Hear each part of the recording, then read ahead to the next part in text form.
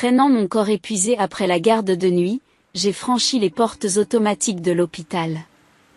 Le soleil du matin de juillet était éblouissant et me faisait plisser les yeux. Je suis monté dans ma vieille Honda garée sur le parking et j'ai démarré le moteur avec des gestes exercés. L'odeur de désinfectant avait imprégné l'intérieur de la voiture. Cela faisait 10 ans que je travaillais comme infirmière dans le même hôpital. Même si c'est fatigant, les mots de remerciement des patients me font avancer.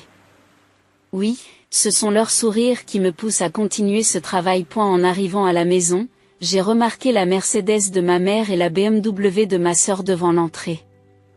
La vue des voitures de luxe alignées correspondait bien à ce quartier résidentiel tranquille. Mais ma vieille Honda ne semblait pas à sa place. J'y suis rentré, appelai-je et j'entendis un mouvement à l'étage. C'était mon grand-père William. Je me précipite dans l'escalier. Grand-père, tu es réveillé? Dans la chambre lumineuse, grand-père était assis sur son lit. Et la lumière du soleil filtrait à travers les érables du jardin, illuminant doucement sa silhouette. Bonjour. Sa réponse est vague. Mon grand-père, ancien professeur de littérature anglaise, était désormais considéré par tous comme atteint de démence. Mais le regard acéré qu'il lançait de temps à autre m'avait toujours dérangé. C'est l'heure du petit déjeuner. J'ai acheté des bagels aujourd'hui. Je soutiens doucement son bras tandis que nous descendons lentement les escaliers. Dans le salon, ma mère Patricia était assise sur le canapé, vêtue d'une tenue de yoga hors de prix, et regardait son smartphone. Ma sœur Jennifer prenait des selfies. Aucune d'entre elles n'a levé les yeux lorsque nous sommes entrés. Rachel, arrête de te promener dans la maison avec cet uniforme d'infirmière bon marché. Ma mère a froncé les sourcils.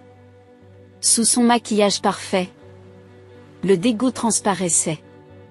Que est-ce que mes followers Instagram penseraient que ma sœur a ajouté? Elle avait apparemment plus de 100 000 followers. J'ai discrètement guidé grand-père jusqu'à la table à manger. Le portrait de grande-mère Margaret accroché au mur veillait silencieusement sur nous. 5 années s'étaient écoulées depuis la mort de ma grand-mère.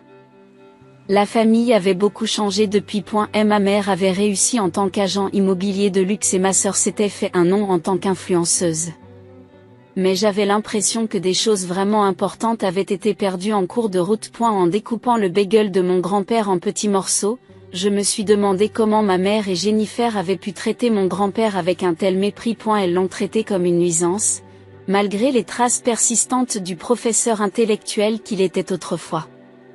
Rachel, il est temps qu'il prenne ses médicaments, dit froidement ma mère. Merci. Je sais. En tant qu'infirmière et petite fille, je m'étais parfaitement occupée de mon grand-père. Mais était-ce vraiment mon rôle? Cette question a toujours tourbillonné au fond de mon cœur. En essuyant la bouche de mon grand-père après le petit déjeuner, j'ai levé les yeux vers le portrait de ma grand-mère. En regardant sa photo avec son doux sourire, j'ai à nouveau posé la question dans mon cœur aujourd'hui. Grand-mère, est-ce que je fais ce qu'il faut? Un jour, alors que j'étais complètement épuisée, j'avais prévu de profiter des quelques heures qui me séparaient de mon service de l'après-midi pour faire une sieste. Alors que j'étais sur le point de m'allonger sur mon lit, un coup de téléphone de ma mère a fait voler ce plan en éclats. Rachel, réunion de famille ce soir à 7h. Il faut que tu viennes. La voix de ma mère avait son arrogance habituelle, mais elle était mêlée à quelque chose de troublant. Mais qu'en est-il de grand-père? William? Ne t'inquiète pas. Il devrait être endormi d'ici là. Il faut que tu viennes. L'appel s'est terminé brusquement. En reposant le combiné, j'ai été enveloppée d'un sentiment inquiétant. Quand ma mère l'appelait William, ce n'était jamais bon signe. Je me rassemblai dans le salon comme on me l'avait demandé. Mère et Jennifer s'assirent sur le lourd canapé en cuir. Ce canapé, choisi par grand-mère, avait gardé l'éclat du 9 près de la fenêtre, où la lumière du soleil filtrée par les érables pénétrait à flot. Les plantes d'intérieur bien-aimées de grand-mère étaient couvertes de poussière. La mère était vêtue d'une tenue de yoga dernier cri, tandis que Jennifer était parée d'une robe flashy digne d'Instagram. Elles étaient toutes deux assises, le dos droit, comme des juges d'audition. Seul le portrait de grand-mère surveillait la scène, tranquillement. Comme toujours. J'ai une excellente nouvelle pour tout le monde. Jennifer a été la première à prendre la parole. Elle a sorti son dernier iPhone et tourné l'écran vers nous. Le bout de ses doigts manucurés dansait sur l'écran. J'ai reçu une invitation spéciale de l'hôtel Four Seasons à Hawaï. Maman a posé sa main sur l'épaule de Jennifer avec un sourire radieux. La douce odeur du parfum Chanel flottait dans la pièce. Jennifer, cela signifie que votre influence a été reconnue. C'est merveilleux. Je sais que c'est le cas. Une semaine dans une suite de luxe. Vue sur l'océan avec une piscine privée. Bien sûr, maman, tu viens avec moi, n'est-ce pas? J'ai observé en silence leur échange. Dans ma poitrine, une angoisse indescriptible commençait à tourbillonner. À l'extérieur de la fenêtre, le ciel du soir s'assombrissait peu à peu. Mais qu'en est-il de grand-père, oh, Rachel? Maman m'a coupé la parole. Une lumière froide habite ses yeux. Son phare à paupières coûteux reflétait la lumière fluorescente d'un éclat sinistre. Vous êtes infirmière, n'est-ce pas? En tant que professionnelle, vous pouvez sûrement vous occuper de lui pendant une semaine. C'est vrai, Jennifer est d'accord. Il n'y a que vous qui puissiez le faire. Il y avait de l'ironie dans ces mots. L'appareil photo de son smartphone semblait déjà à la recherche de compositions pour les photos en maillot de bain d'Hawaï. Et puis, tu peux trouver quelqu'un pour te remplacer la nuit, non? Les mots de maman sonnaient comme un fait établi. Sa voix n'avait plus rien de la douce mère qui nous conseillait. Attendez une minute, tentai-je désespérément de garder mon calme. Je sentais mes ongles s'enfoncer dans mes paumes. C'est trop soudain. L'hôpital ne me laissera pas facilement faire. Rachel, la voix de ma mère s'est refroidie. Tu n'es qu'une aide-soignante? Alors occupe-toi tranquillement de ton grand-père. Ces mots m'ont transpercé le cœur. J'ai désespérément retenu les larmes qui montaient à mes yeux. Inconsciemment, j'ai serré contre moi l'afghan que ma grand-mère avait tricoté. C'est vrai. Ajoute Jennifer avec enthousiasme. Nous ferons en sorte de créer des moments agréables pour vous aussi. J'enverrai beaucoup de photos d'Hawaï. Je les posterai tous les jours sur Instagram Stories, alors regardez quand vous êtes libre. Les deux étaient déjà excités par leur projet de voyage. Réservation dans des spas de luxe, shopping, croisière au coucher du soleil. Leurs voix sonnaient comme des bruits lointains. L'air du salon semblait s'alourdir peu à peu. Mon regard s'est tourné vers les escaliers, vers la chambre de mon grand-père. L'histoire et les souvenirs de la famille devraient y dormir tranquillement. Aujourd'hui encore, l'odeur des vieux livres de western flotte dans ce qui fut le bureau de mon grand-père, qui avait enseigné la littérature anglaise. Mère et Jennifer ont immédiatement sorti leur smartphone et commencé à réserver des vols. Le bruit des valises Louis Vuitton hors de prix que l'on sortait, les voix qui discutaient des nouveaux maillots de bain, tout ressemblait à un rêve irréel. Leurs rires occasionnels rompaient le silence de la maison comme des notes dissonantes. Rachel, nous partons après-demain matin, annonça enfin maman. Je te laisserai une semaine de médicaments Williams. Les repas et tout le reste, tu te débrouilleras. Tu es infirmière, après tout. J'ai acquiescé en silence. Je n'avais déjà plus l'énergie de discuter. La fatigue de mon cou me rattrapait enfin. En regardant leurs silhouettes excitées disparaître dans l'escalier, j'ai tourné mon regard vers le portrait de grand-mère. Dans son doux sourire, j'ai perçu une ombre un peu triste. C'est alors que j'ai entendu un léger bruit en provenance de l'étage. Comme si quelqu'un écoutait en secret. J'ai serré le poing en silence. Je sentais la sueur couler dans ma paume. J'avais le sentiment que cette semaine serait le début de quelque chose. Je ne savais pas encore quoi. Mais il y avait une chose dont j'étais certaine. J'étais la seule à pouvoir protéger grand-père. Et c'est peut-être ce que voulait ma grand-mère. Premier jour après le départ de ma mère et de Jennifer. Au lever du soleil, j'avais déjà commencé à préparer le petit déjeuner de grand-père. J'avais demandé un congé d'une semaine à l'hôpital, étonnamment, il avait été approuvé sans problème. Je suis reconnaissante à mon collègue pour sa compréhension. Grand-père, c'est l'heure du petit déjeuner. J'ouvre doucement la porte de la chambre de mon grand-père. La lumière du matin filtrait doucement à travers les rideaux en dentelle. Merci, Rachel. Je me suis arrêtée à sa réponse claire. Sa voix était complètement différente de ses réactions vagues habituelles.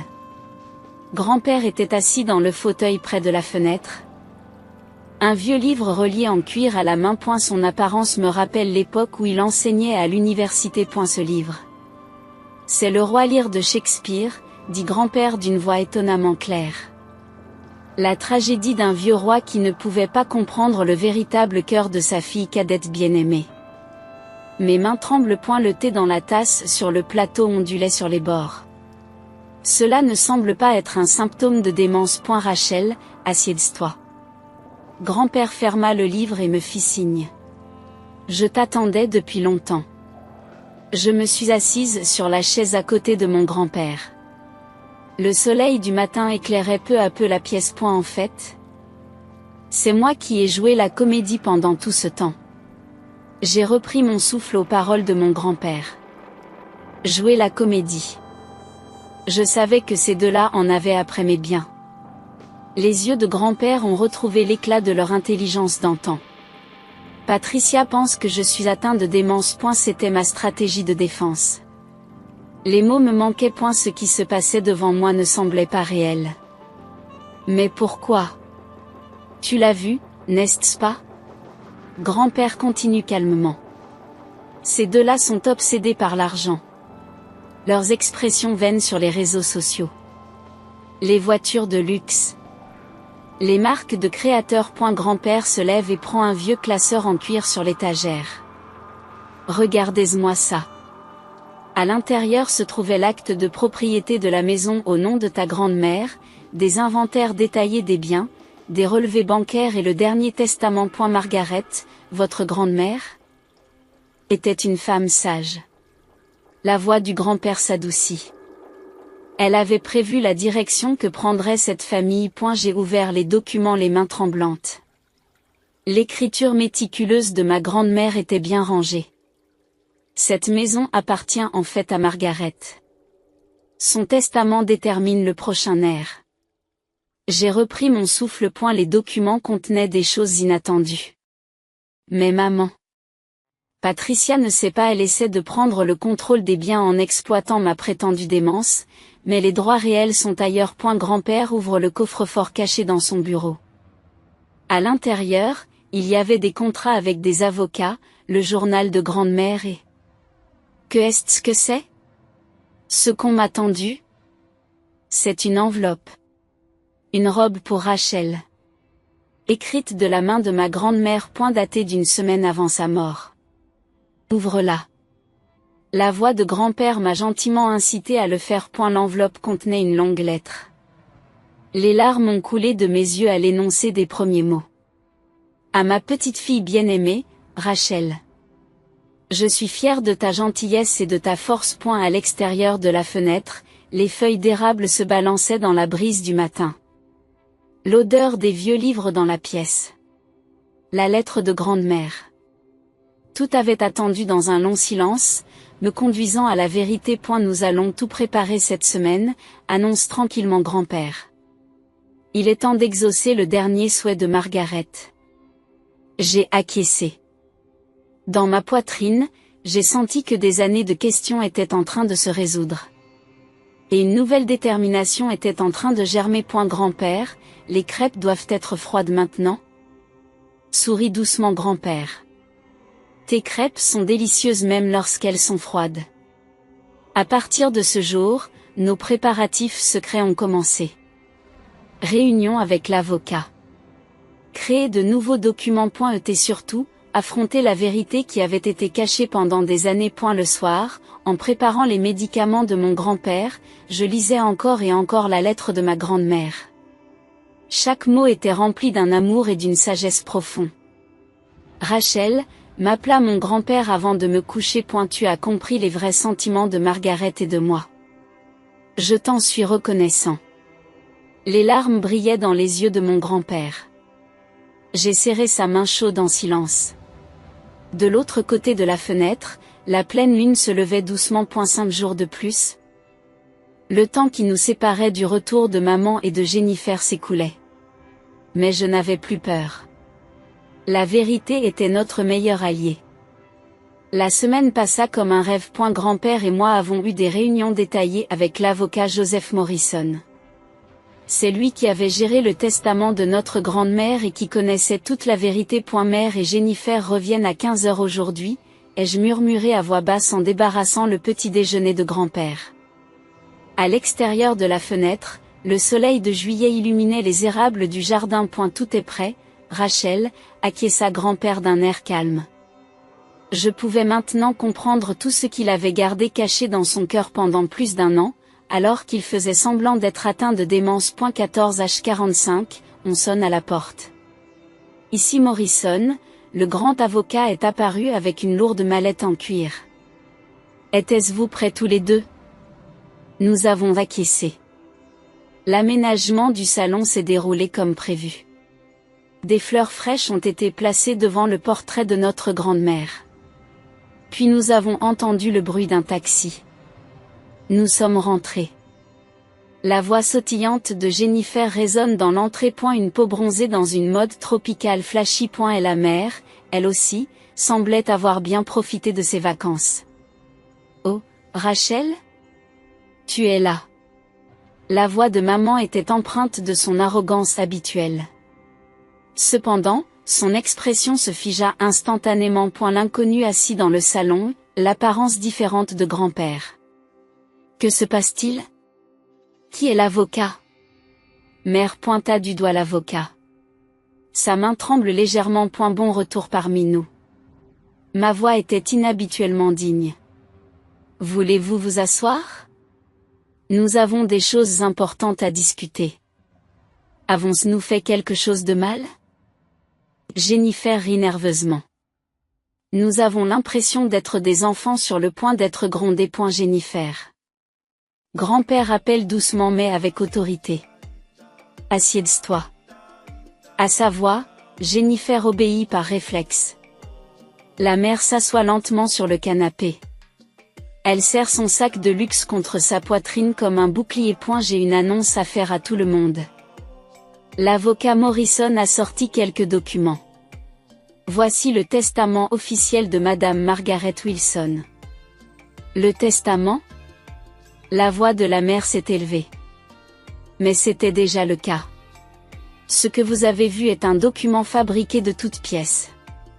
Déclara calmement l'avocat. J'ai gardé le vrai testament pendant ces 5 dernières années. Le grand-père se lève. Son attitude était exactement celle de l'ancien professeur d'université. Patricia, Jennifer. Ma démence était un acte. Les yeux de Jennifer s'écarquillent. J'étais au courant de votre obsession pour l'argent. De votre attitude méprisante à l'égard des personnes âgées et de votre projet de prendre le contrôle de cette maison. Le visage de la mère est devenu pâle. Grand-père, nous devons juste nous taire. Les paroles de Jennifer sont coupées par l'ordre sévère de son grand-père. Je vais lire le contenu du testament. L'avocat Morrison étale solennellement le document. JE, Margaret Wilson, détermine par la présente la disposition de tous mes biens comme suit. Chaque mot résonne dans l'air lourd. 90 des biens à Rachel.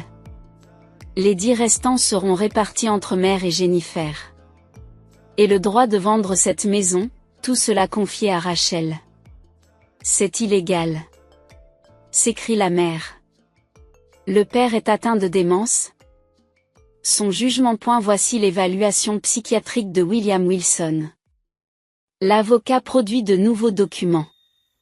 Il a reçu un diagnostic officiel d'un spécialiste la semaine dernière. Son jugement est normal. Jennifer s'est mise à pleurer. Mais mon Instagram. Il aurait dû y avoir des choses plus importantes qu'une fausse vie sur les médias sociaux. La voix du grand-père était empreinte de tristesse. Vous l'avez oublié tous les deux? Demanda la mère d'une voix fluette. Pourquoi seulement Rachel? Rachel était la seule à montrer une véritable affection. Grand-père a posé sa main sur mon épaule. Ceux qui ont agi pour de l'argent en subiront les conséquences. Mère s'est effondrée sur le sol. Jennifer a désespérément essayé de retenir ses larmes. Son maquillage coulait sur ses joues. A eu fait, ajouta l'avocat. Ce jugement prend effet immédiatement.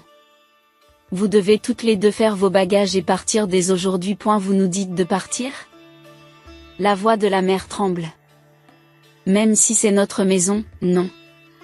J'ai parlé doucement mais avec une grande volonté. C'est la maison de Grande-mère. Et Grande-mère avait l'œil pour discerner ce qui était vraiment important. À l'extérieur de la fenêtre, le ciel du soir se teintait de rouge. Le portrait de Grande-mère semblait sourire tranquillement. Mère et Jennifer se dirigent vers leurs chambres respectives et commencent à faire leurs valises. Articles de marque coûteux, vêtements voyants, produits de beauté. Tout était mis dans des cartons, sans aucun sens. Le bruit de leurs pas descendant les escaliers résonnait lourdement. De grosses valises placées à l'entrée. La porte qui ne s'ouvrirait probablement plus jamais. Rachel. Juste avant de partir, la mère se retourne. Pour la première fois. Une véritable émotion flottait dans ses yeux. Le regret. De la haine. Je les ai raccompagnés en silence. La brise du soir faisait bruisser les feuilles d'érable. Tu as bien supporté. Grand-père a posé sa main sur mon dos. Cette chaleur, ainsi que le soulagement d'être libéré d'années de fardeau, se sont infiltrés dans mon cœur. Grande-mère, ai-je fait le bon choix? Grand-père a levé les yeux au ciel et a souri doucement. Margaret serait sûrement fière. Une année s'est écoulée. Après le départ de maman et de Jennifer, la maison était devenue remarquablement silencieuse. Il n'y avait plus de parfum coûteux ni de bruit de séances de photos sur les réseaux sociaux. Au lieu de cela, l'odeur des vieux livres et les conversations tranquilles remplissaient doucement l'espace. Rachel, as-tu vu le journal? Grand-père étalait le journal local sur la table du petit déjeuner. Des nouvelles de maman? Demandai-je tout en versant du thé. L'article était petit. Il rapportait que Patricia Wilson, autrefois connue dans le secteur de l'immobilier de luxe de Greenwich, avait été accusée de transactions frauduleuses. À la fin de sa course aux apparences et à la vanité, elle avait apparemment eu recours à de faux contrats et à des détournements de fonds. Elle courait toujours après les apparences. Et la voix du grand-père portait plus de résignation que de tristesse. Jennifer avait également suivi le chemin de la chute. Son invitation d'influenceur à Hawaï s'est révélée être une manœuvre frauduleuse. Ses comptes sur les médias sociaux ont été malmenés et le nombre de ses abonnés a chuté à quelques centaines du jour au lendemain. Aux dernières nouvelles, elle travaillait dans un petit café de Brooklyn. J'ai discrètement partagé ce que j'avais entendu de la part d'une vieille connaissance. J'ai essayé de l'imaginer sans maquillage tapé à l'œil ni marque de luxe. Juste avec son visage naturel. Et la vie exige des moments d'apprentissage.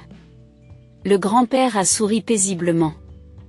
Peut-être sont-ils tous les deux en train d'en faire l'expérience. Nos vies ont également beaucoup changé.